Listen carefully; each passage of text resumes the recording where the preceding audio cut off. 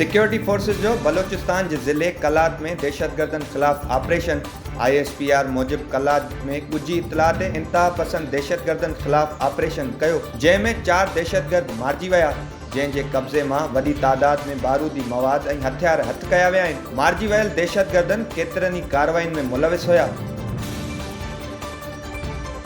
Supreme court की canteen में gas cylinder धमाके सबब केतरा ही मानू जख्मी थी पया। जख्मिन के तिबी इलाज लाइ मकामी अस्पताल मुंतकिल किया वियो। इतला ते बम डिस्पोजल स्क्वाड की टीम सुप्रीम कोर्ट पहुंची वाक़े बाबत सबूत गड करण शुरू करे छड़िया आहिनि। लाॻापियल इख्तियारनि गैस सिलेंडर धमाके की जांच अमल में आंदी है। गैस सिलेंडर धमाको IC गैस प्लांट में मरम्मत दौरान थियो। धमाके के जोरदार आवाज से अदालत में मौजूद वकील बाहर निकली आया।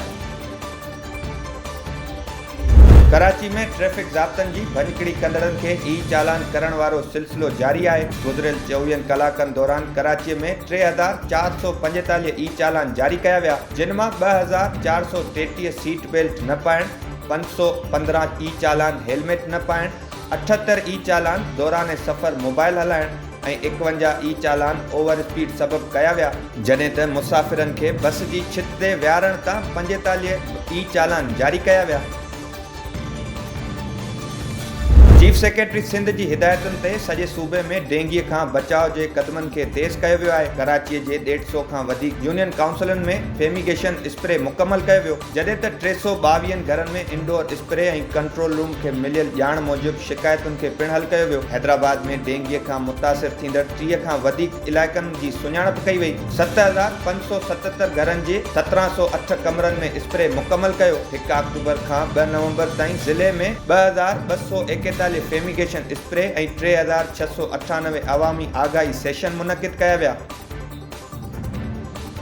वफ़ाक़ी घरू वज़ीर मोहसिन नक़वी पार्लियामेंट लाजिज़ जी नई तामीर थींदड़ ब्लॉक जो दौरो कयो ऐं जारी तरक्याती कमन जो तफ़सीली जायज़ो वरितो। घरू वज़ीर हिदायत कई त मनसूबे के जल्द ऐं मयारी तर्ज ते मुकम्मल करण हर सूरत ते यकीनी बनायो वञे। मनसूबे के जल्द मुकम्मल करण लाइ 3 शिफ्टुनि में कम करण जूं हिदायतूं पिण जारी कयूं। मनसूबे जे मुकम्मल थियण सां पार्लियामेंटेरियन के मयारी रिहाइश जूं सहूलतूं फराहम थींदियूं। पार्लियामेंटेरियन लाजिज़ समेत सभई अवामी भलाई जा मनसूबा मुक़रर वक़्त अंदर मुकम्मल कया वेंदा।